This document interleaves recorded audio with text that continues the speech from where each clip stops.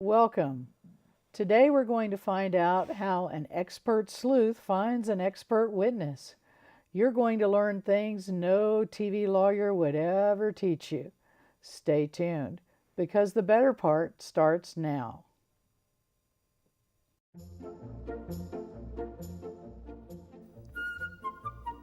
Welcome to The Better Part, a program that encompasses a diverse spectrum of topics important to our community, which we hope will both inform and entertain you.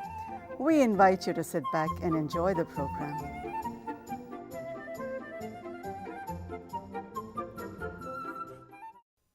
Hello, I'm Sarah Doxiadis with The Better Part. Joining us today is an expert sleuth who sniffs out expert witnesses. I'd like to welcome Dr. Charles Bedord, who is going to be telling us how he goes about finding expert witnesses around the world for all kinds of legal disputes and cases. Welcome, Chuck. Thank you. It's nice being here. Glad to have you here with us today. Well, I understand that you have quite a job sitting in your armchair, sleuthing around the world.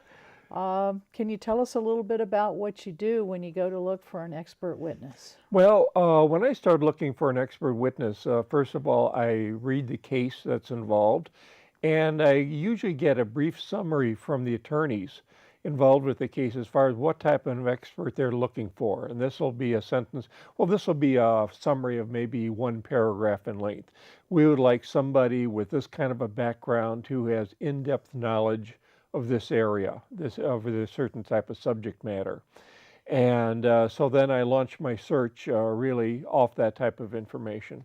And what kinds of cases, what kinds of legal issues do you normally have to find these expert witnesses for? All types of cases. I've been involved in just about everything from A to Z. I've been involved in cases that involve patent infringements. I've searched for experts that involve violations of environmental laws in various countries. I've been involved in cases which involve personal injury due to product design. I've been involved in cases that involve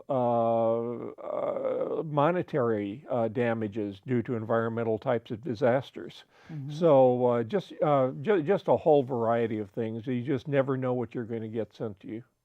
So how many of these expert witnesses do you have to ferret out each week? Is it a weekly thing for you? I generally get 1 to 2 cases a week. So I have a pretty constant workload coming in, and so it runs in about 1 to 2. Sometimes it slows down to 1 every other week, but it's pretty constant 1 to 2 a week.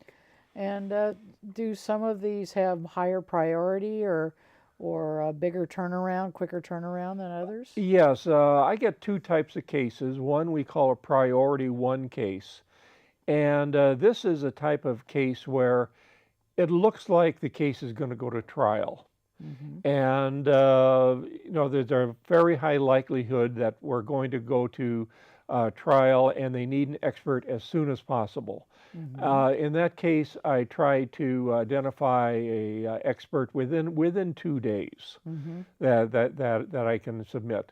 And those priority cases, again, they constitute about 25%. Mm-hmm. The other 75% of cases are cases which may or may not ever go to trial, that a plaintiff or defendant has indicated that, yes, there's a possible litigation coming up. We don't know for sure, but let's start looking at some resumes or CVs and identify some people just in case.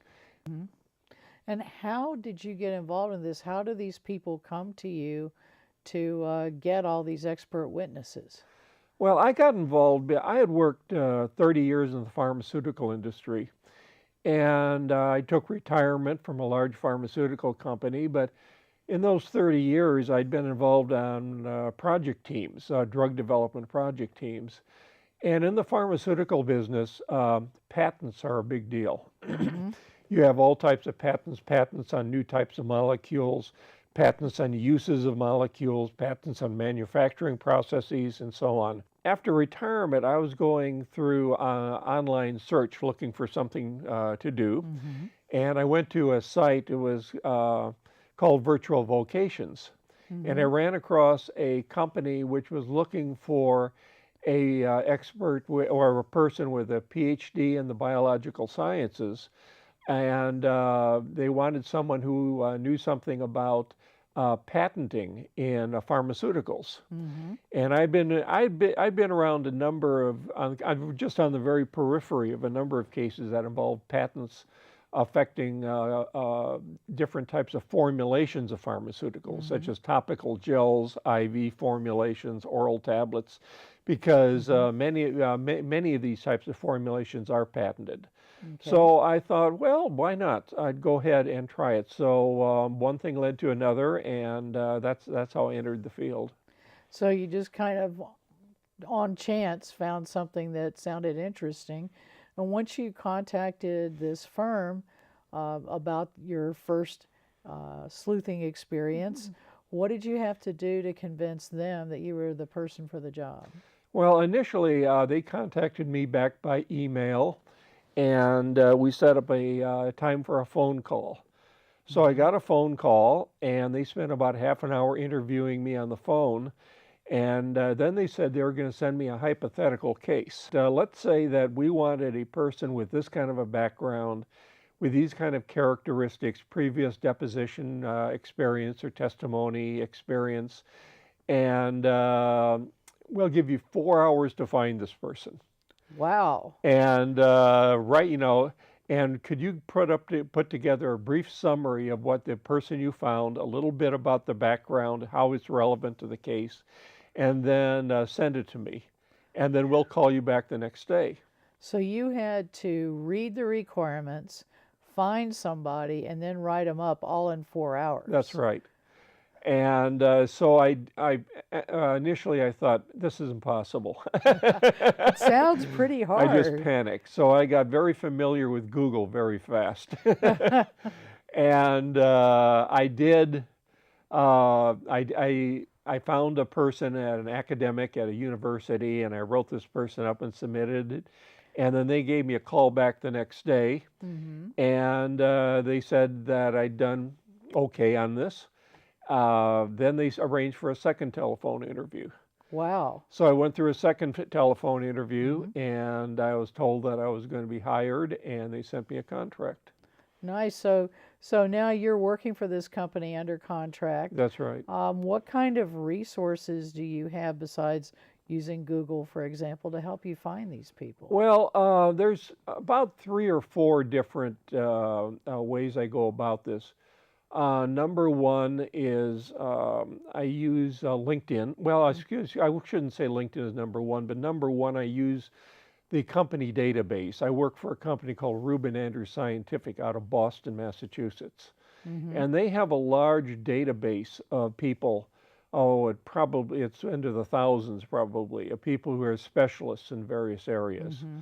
And you can identify individuals by putting in keywords, etc. Mm-hmm. So you start with that because they're already established experts in that Yes, area. and they're familiar with the company. They're familiar Mm-hmm. with Reuben Anders. They've been through this process many times, sometimes before, and they know what's going to be involved. So Mm-hmm. that's where I start. And about probably 50% of the time, I can find Mm-hmm. the person I'm looking for there. If that doesn't work, my next choice is to go to Google, and I usually go to Google Advanced Search Mm-hmm. and type in keywords or key phrases Mm-hmm. and see who pops up. Mm-hmm. And I can identify some people up off of that. Mm-hmm. And many times they'll be personal consultants. They'll have their emails Mm-hmm. listed on the site. So I do that. A third choice is I go to LinkedIn.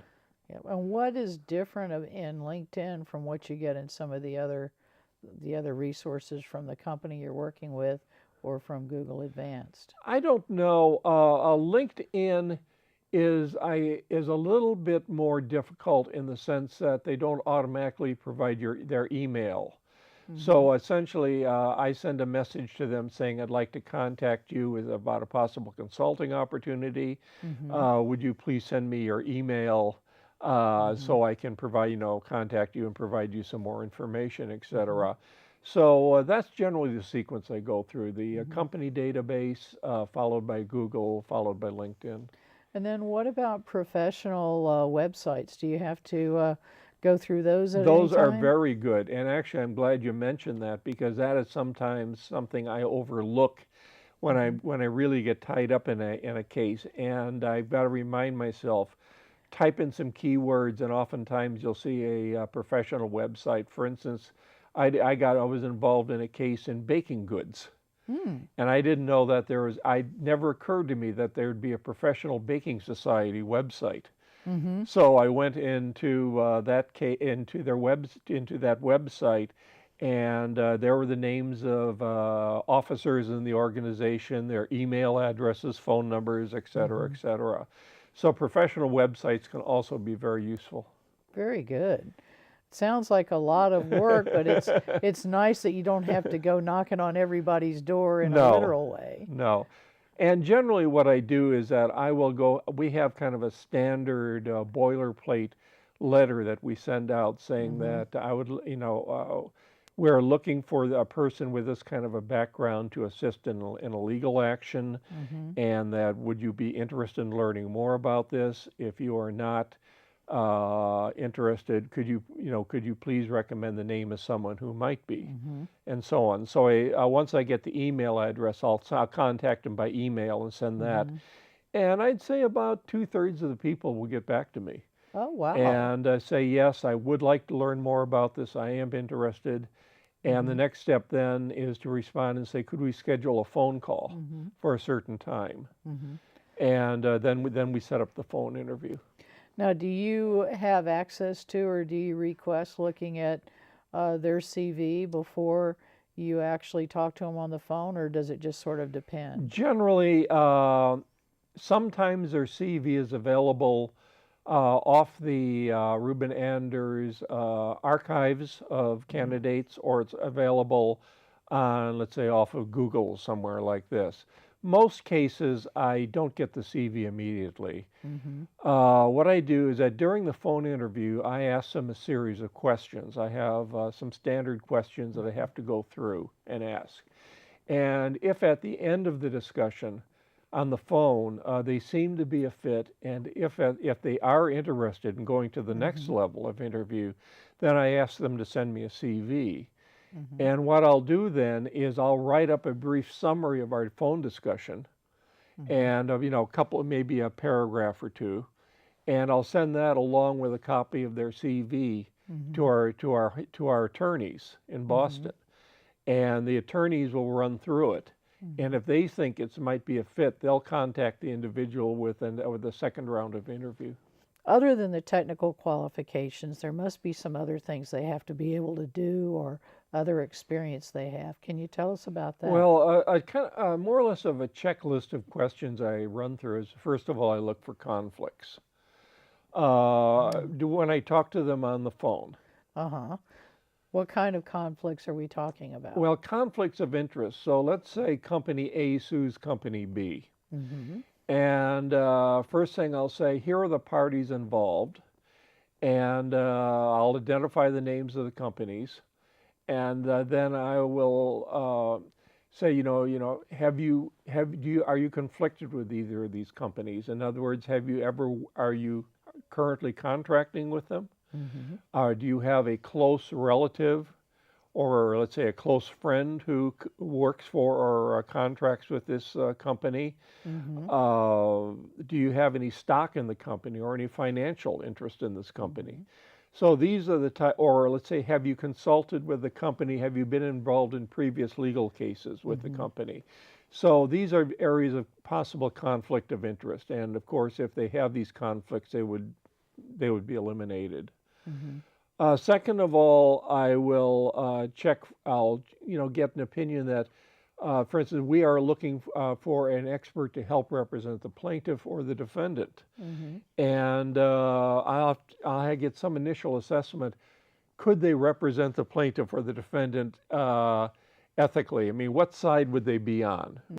Well, let's say you get a case with a certain type of medical device, and 5 years ago they testified, let's say, on the behalf of a plaintiff against the manufacturer, and now you're looking for someone to testify on the behalf of the defendant of a and so it gets a little bit difficult there. You have to be sure that they don't have any fairly recent testimony that they'd be conflicted with.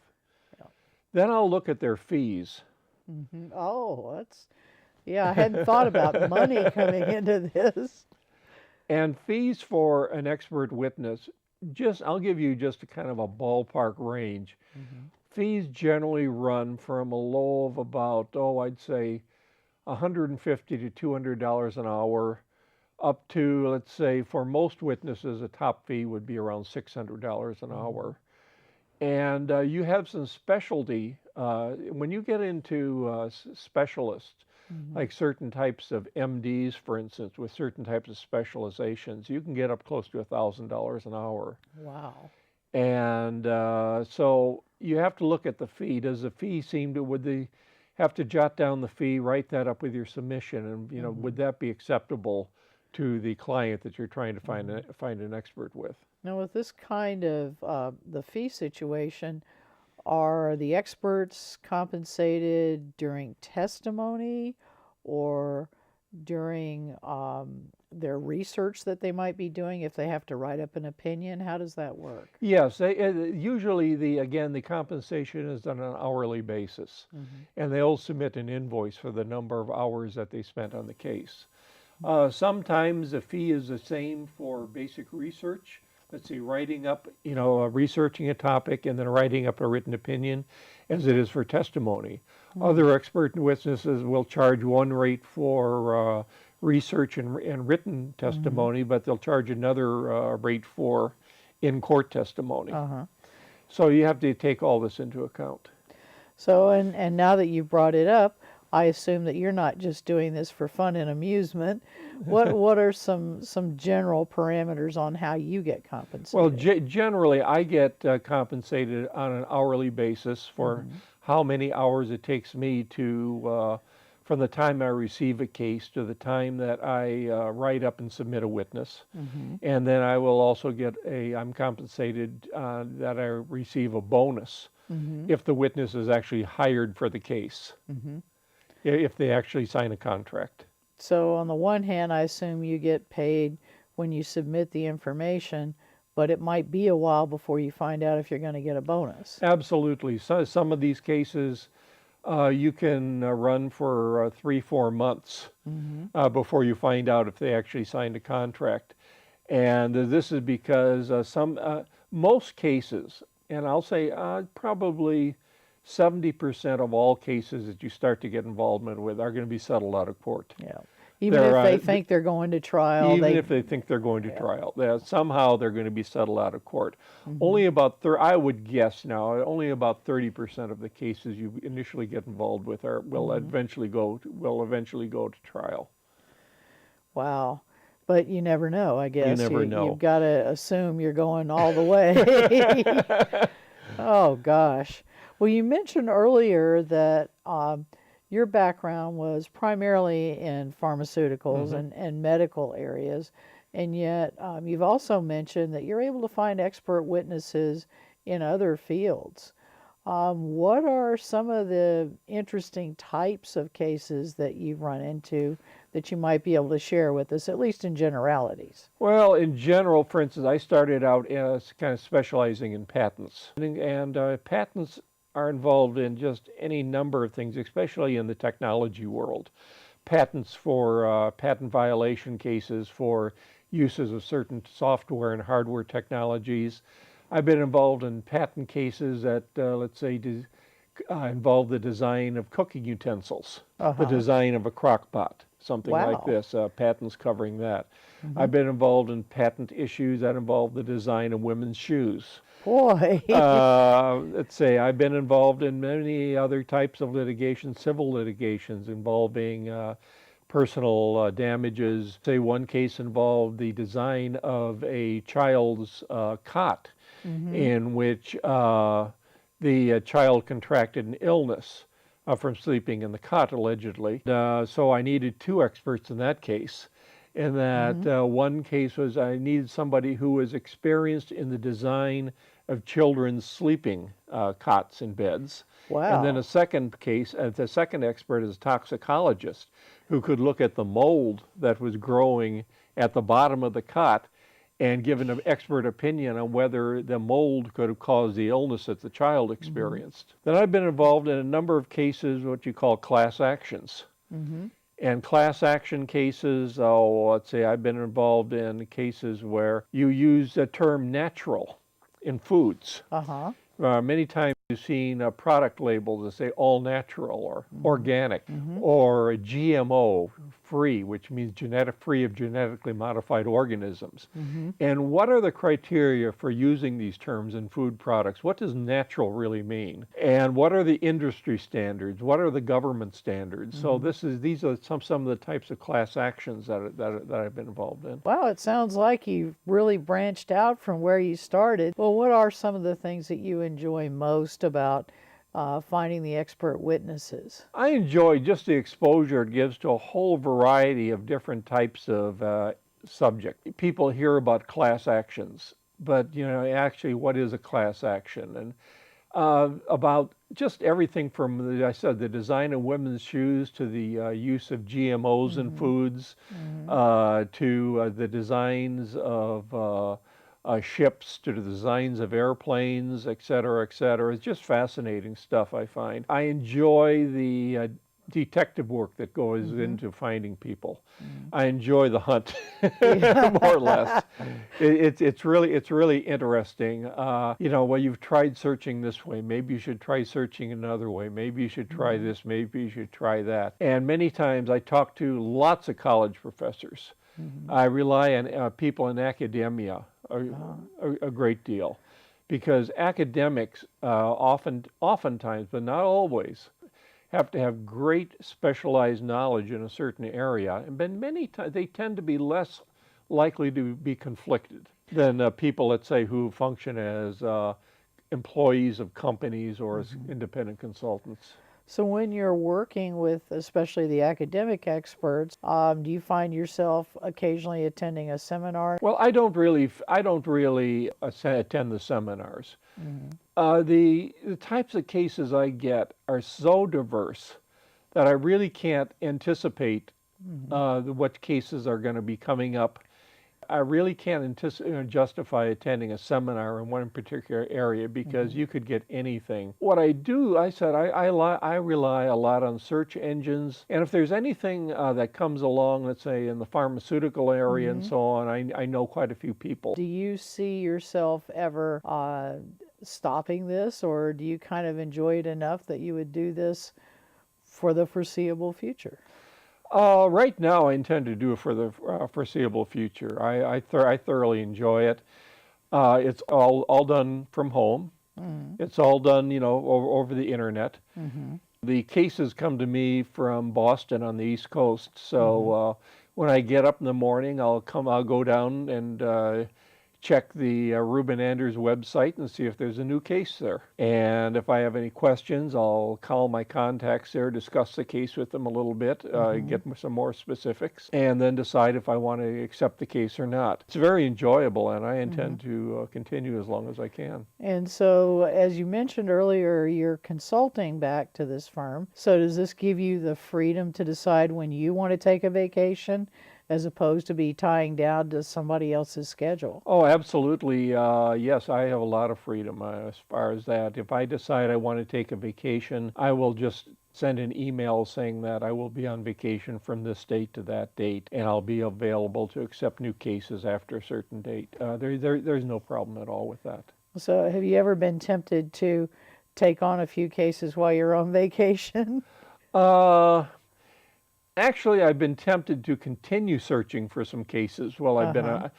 I would not take on a new case while I'm on vacation, but sometimes, I've got a search ongoing where I had that happen recently. I went to a conference down at Asilomar, down in the Monterey Peninsula.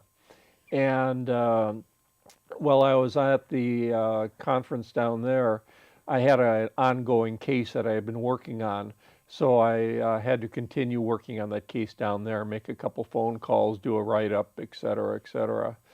But again, it can all be done by computer, so there was no problem with it. It's kind of nice to have a portable job that you're basically in charge of. Well, yes. I mean, the thing is, you have to come up with good quality candidates.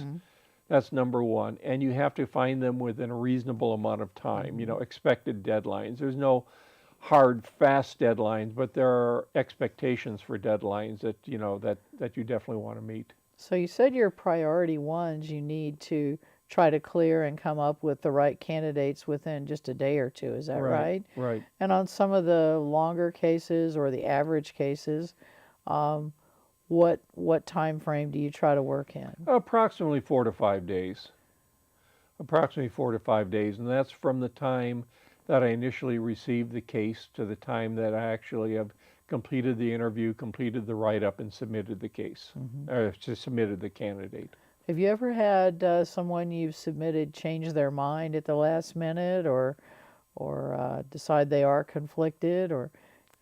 No, I haven't had them change. Well, yes. In fact, yes. Actually, now that I'm thinking about it, yes, I have. Yes, I have. Was it a surprise? Did you think they were on the edge, or? It was a surprise.